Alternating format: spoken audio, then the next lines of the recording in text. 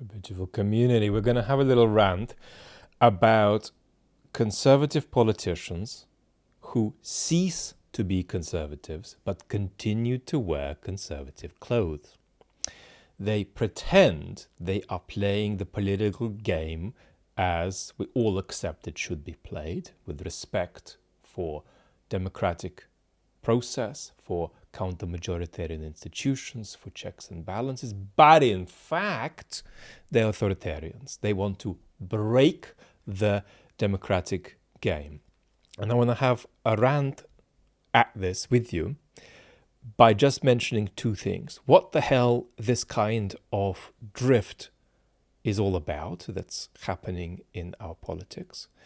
And why is it that we struggle so much to identify it and to call it out, not just as private citizens, but as a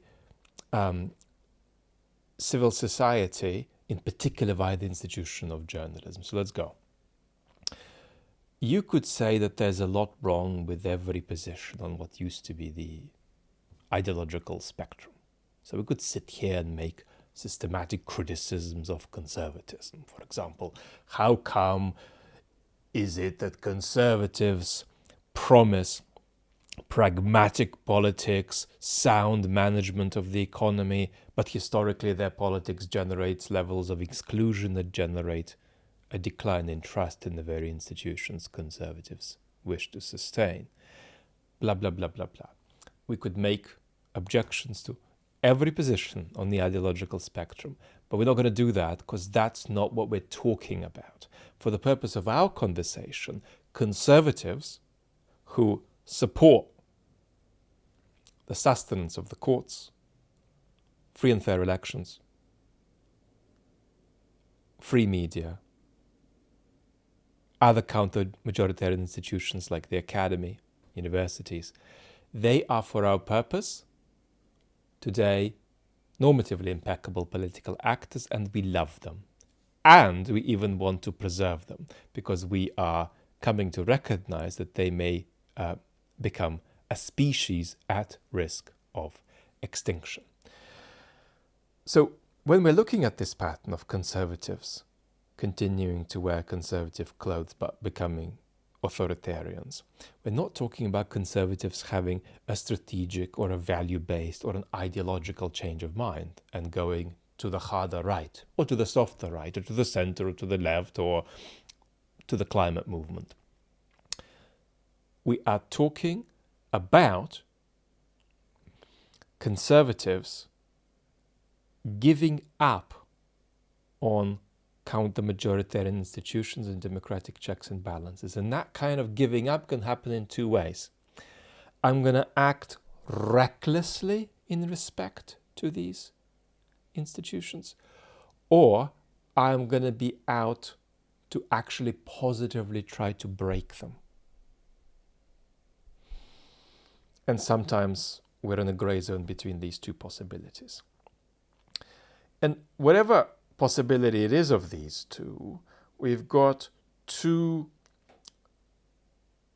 modes of operation that are driving these actors. There is their entrepreneurial mode. All of these positions I have named, left, right, center, plus every other claim and every other move and every other noise you can make in politics, is for them just a little islet that they can step on the way to self-advancement. So they are island hopping or surfing the waves of moments in our politics to advance themselves. That's one mode of operation. But there is another even more concerning mode of operation, and that is the post-truth mode. And that's a mode you're all familiar with if you hang out with me long enough. And that is not when politicians lie, but when they speak in a way that destabilizes the relationship between truth and lies in general.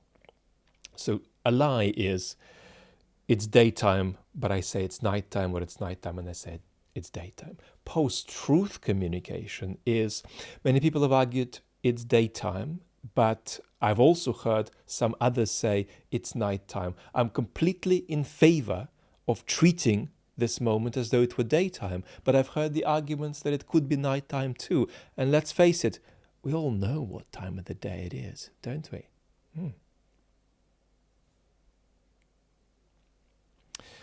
Post-truth. So while this is, of course, a mode of irresponsible self-advancement that is age-old in human affairs, there is something new about it.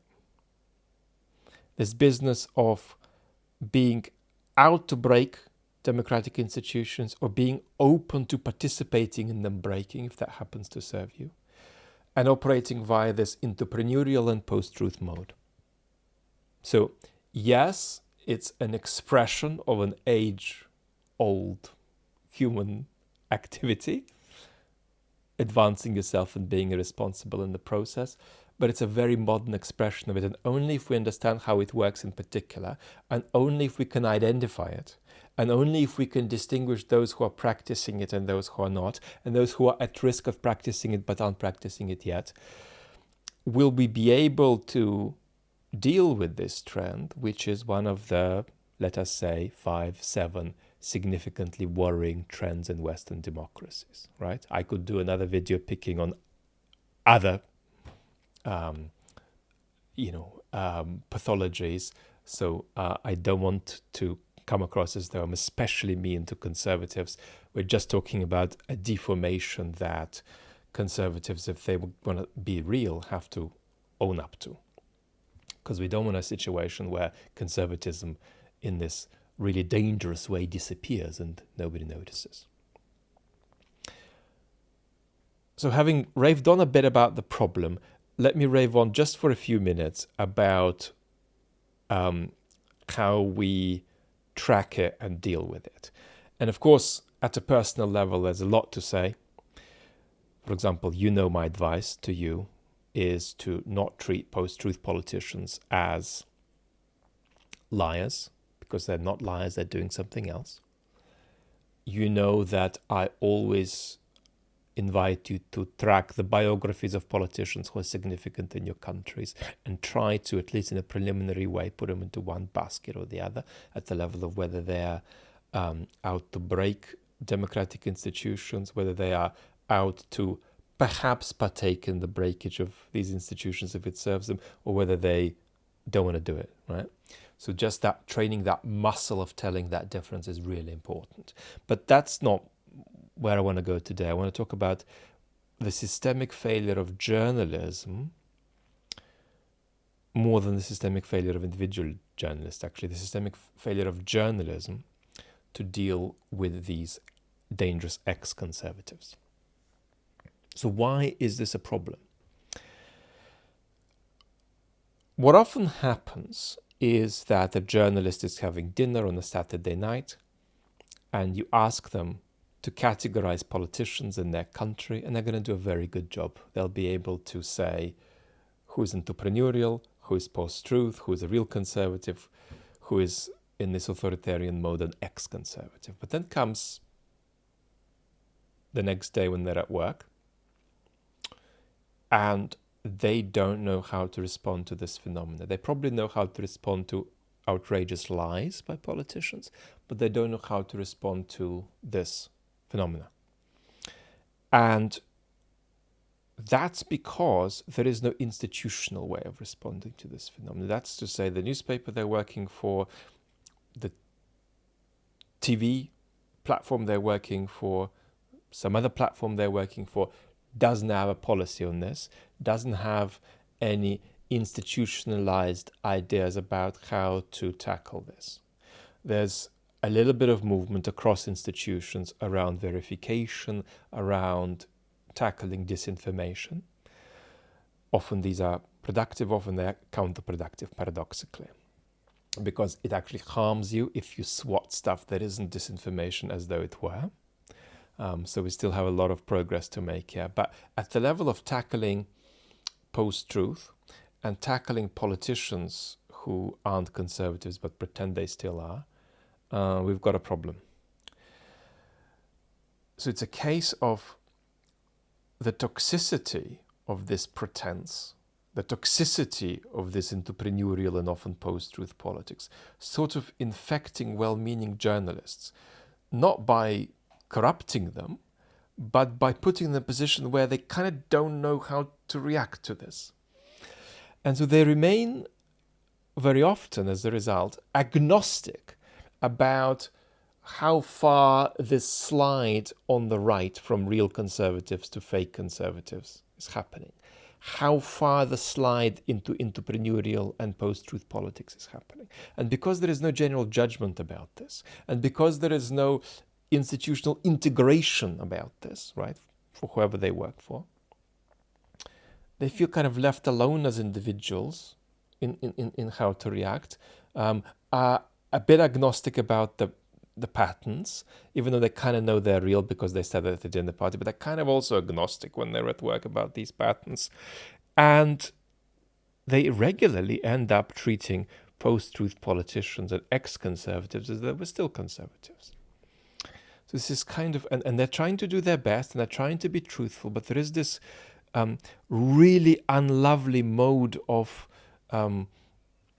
sort of emanation of radioactivity from these political actors, which makes responsible journalists hard to categorize. Makes it hard for responsible journalists to categorize these people.